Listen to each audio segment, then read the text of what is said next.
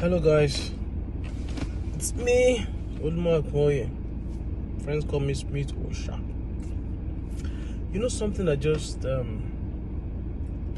learned recently, and it's about God's faithfulness. It's interesting how we think we know all about God.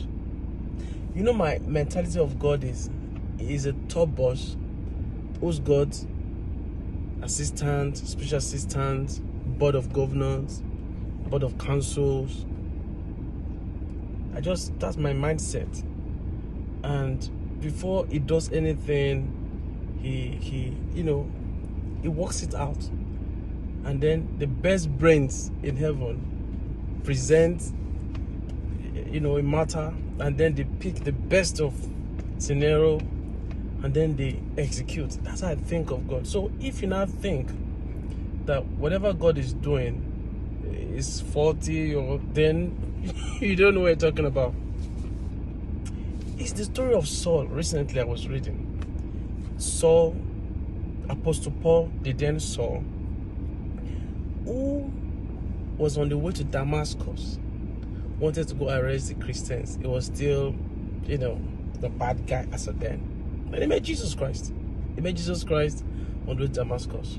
And the Bible recorded there was so much light that shone on him, and he fell by the intensity of that light.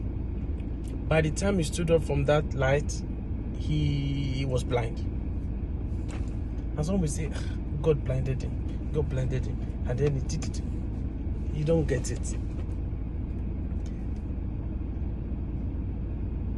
I was inspired as to the the background information to that scripture. When Ananias, whom Jesus had sent Paul to pray for, when he prayed for him, the Bible says scales came off his eyes, and then he could see. That scale was put on Paul's eyes to protect his eyes from permanent damage. I'm sure you've not heard this before. It was the Lord himself that shielded and protected. He needed him to be old by the time it's going to work for him. So, and he needed that light encounter. Light, that's another day. That light that shone so strong upon him, it's not just mere light. It meant something in the spirit. That light, he needed that light to hit him. That light hit him. But to shield his eyes, these physical eyes, from being permanently damaged, he had to put some scales for that experience. See, so in some situations of our life right now, we are being shielded, being scaled in our eyes, so to say, that situation that seems unpalatable, because he was blind, temporary blindness, before he was prayed for. But once that happens, we say, hey, devil has blind, and then you start running over the place. Calm down. Find out what the Lord is asking you to do. Whatever situation it is. Now, it's not a literal blindness and scales your eyes, but situations happen that doesn't go the way you ought it should go. And then you think, is God not there? God is there. It's in the midst of them.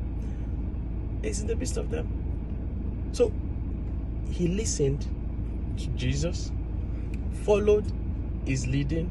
He got his sight back. That blindness is not supposed to be there. It's not supposed to be last forever. But many of us will not carry that blindness. We will not run back home. Hey, let's begin to hold down together and pray for Brother Paul. Is blind now. It's the attack of the enemy because he was trying to. No. Just learn to listen to God. Learn to know what God is saying. Learn to understand his ways. Don't rush. Relax. Calm down. It's God under control. It's part of the process. You just need to know what he's got to do. I just want to share this with you. So don't be bothered. I am Smith Osha. LXG for you, bro. Cheers.